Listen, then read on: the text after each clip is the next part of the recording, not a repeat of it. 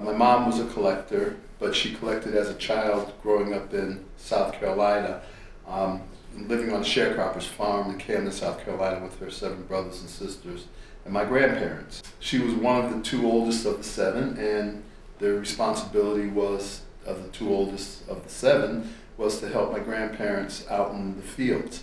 And when you live on a sharecropper's farm, you don't own the property. While she was in the field for many years, up until her preteen years, it bothered her an awful lot because she wanted to go to school, but my grandfather kept her out of school to the age of 15 years old, until she decided she wanted to leave.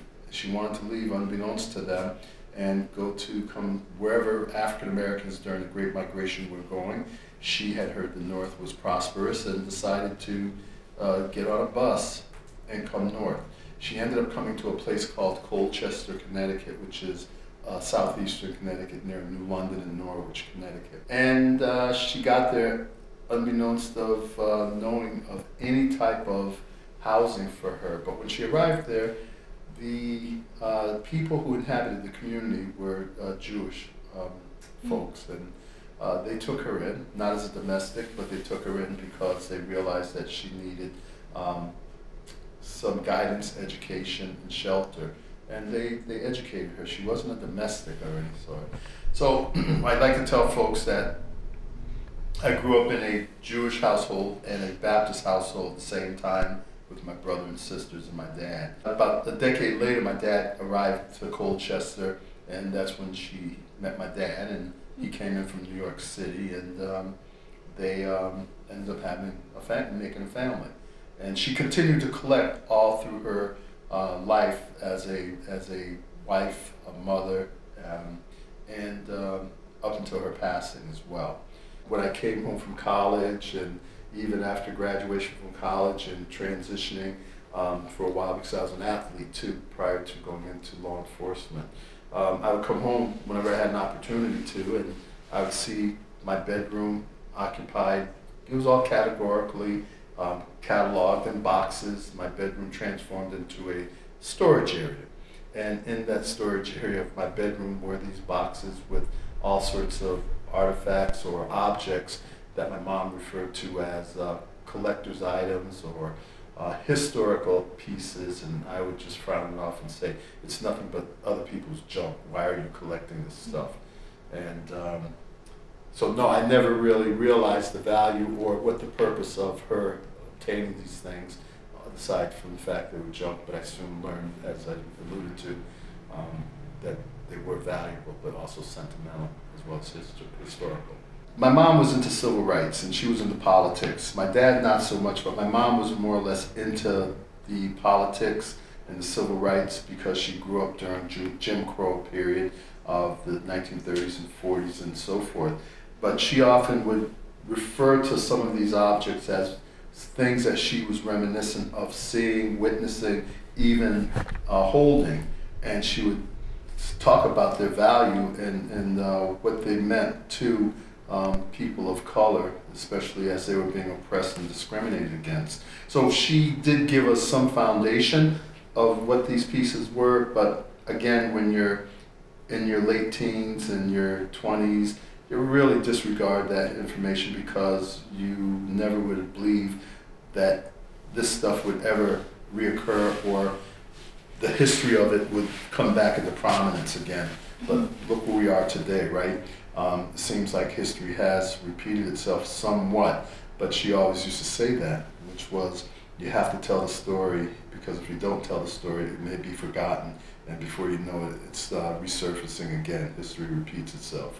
So she amassed probably a collection of about 500 objects, and when she passed, I inherited that collection and didn't know quite what to do with it, but I knew it had to do with something with history, but how do I get this information out as well as maintaining the legacy of my mom and my dad? And at that time I was transitioning into retirement from the city of New Haven as a police officer for 22 years. I spent 14 years in the field of psychology, working in the Department of Mental Health in various capacities, even at the Yale New Haven Hospital, as well as the Connecticut Mental Health Center for 14 years, and then on to the New Haven Police Department.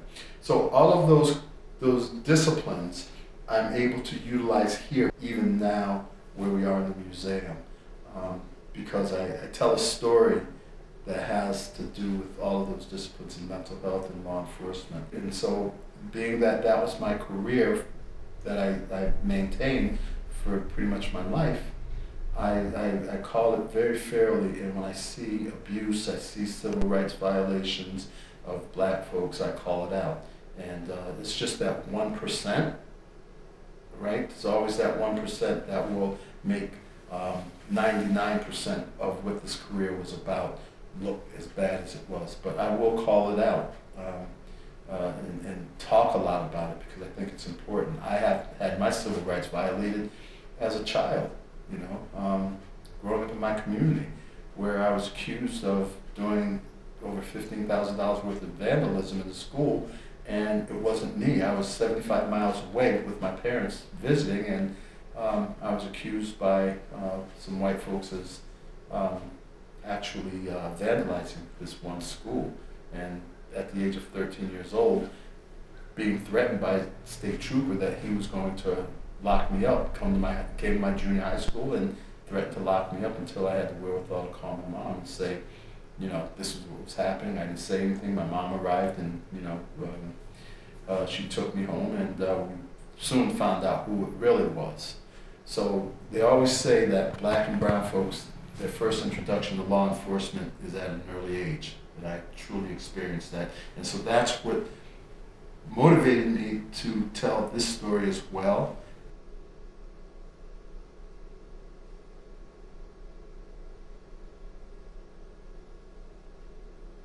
In 2013, as a uniformed police officer, and you all weren't there in New Haven at this time, but at the corner of Church and Chapel, there used to be a Starbucks in there, but they moved up to High and Chapel. So that Starbucks, that morning after roll call, my partner who was white says, let's go to Starbucks. I don't drink coffee, never did, and to meet with a Yale University police officer.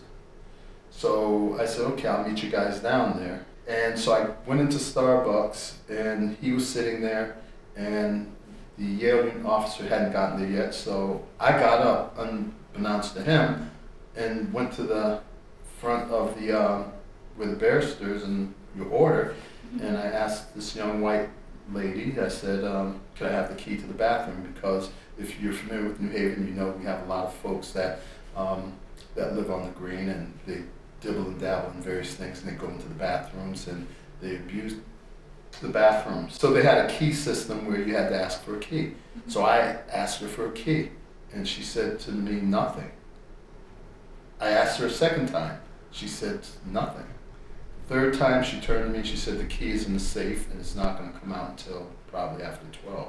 Now I know that's crazy because downtown New Haven has it's our economic community, and we have people that will go to Starbucks before work. So at that point, rather than to kind of flex and use my authority because I'm wearing my uniform, I said I'm just going to go next door and use the bathroom. My partner now, the other guy, officer, had come, and he did not know where I went until I came back. And he said, where'd you go?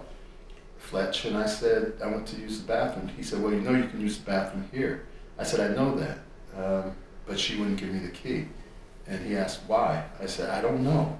And I said, basically, she still didn't want to give me the key. So at that point, he pointed to a young white gentleman in a black suit and a red tie, and he said, it's funny, he just gave her the key back.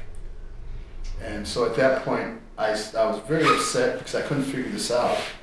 And she put the key back in her apron, and so I went over to her and said, what was that about? How come you didn't give me the key? She didn't answer me. Second time she didn't answer me. Third time she answered me and said, I found it.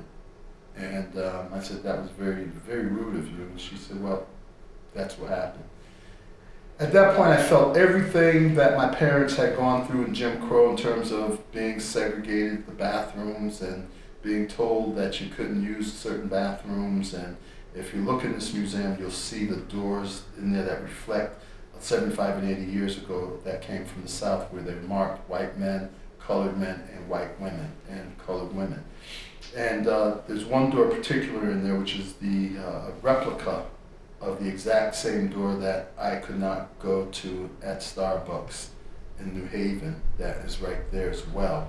I would say sometime, God will make a way for me to be able to expose Starbucks for who they really are. Well, as I pulled that case from the federal court dockets, I got a email from Starbucks, which is memorialized on the door of this facsimile door, which states in so many words, we understand something happened at that location, but what we're going to do is offer you $3,000, but you have to sign a non-disclosure agreement not to talk about it to anybody. Of course, I didn't take the money. So at that point, I said, okay, this is how they want to treat me and treat, how I was violated. And I said, okay, someday, some way, God will make a way for me to tell my story. And it got told through the local media, but it did not go viral across the country until 4 years later. I'm always pushing the envelope that we have a nexus to Yale University, especially to serve as a resource for them. And a year ago, President Slavy just stepped down, but before he stepped down, he atoned the fact that Yale was involved in the slave trade and had various members from their status back in the 1800s whose families were involved in the slave trade. My messaging to Yale University, if I ever were to get that opportunity to talk to their trustees, because that's who I would want to let them know, I'm here as a resource. We in Yale could partner in messaging, because I can't change what happened 200-300 years ago, but I can help you to get on the right side of history by being a partner. I have to give kudos and shout outs to the town of Stratford. When you have a 501c3, you can't have politics, right? You're neutral. This museum is a neutral zone, meaning that you're Democratic, Republican, Independent, it doesn't matter, right? So this town is a Republican stronghold, and it's been in existence for decades. And that's not my party, political party, but the administration here, the Mayor Laura Hoydick, her town council, they have been wonderful. I mean, they have given us everything we needed up to this point, including this residence where we are in, and so on by the town, and the next one coming, which is the John W. Sterling homestead, which is less than a half a block away from here. And we're just so thankful that this town is receptive. Black History Month, I mean, it's every day, right? It's supposed to be every day in my mind. It's just not the 28 days in the month of February. So I celebrate it not because of the venue that we have here, but I celebrate it every day, even before it was noted as being Black History Month, because every day that I get up, wake up, walk out my door, I'm an African American, right? So I'm part of the Black history culture. And so I'm constantly reminded, so I try to tell people to don't look at February as only being 28 days where we celebrate it, but understand it's every day that people of color or Black folks have to celebrate this. It brings me in touch with people that come from all ethnic backgrounds. Because they're interested in wanting to know this culture, this history. It opens up the door and it gives folks a reason, it gives me a reason to stand out in the front and talk about what we see and what we've experienced. Even in this space that we're in, you see the different murals of people that were trailblazers that are behind me. A lot of them I didn't really know, and I'm not an expert in African American history. I make that disclaimer really quick. I'm not a professor, I'm not a teacher, I'm not an anthropologist, sociologist. I'm just a guy who has taken on pushing the information that my parents gave to us, to other people.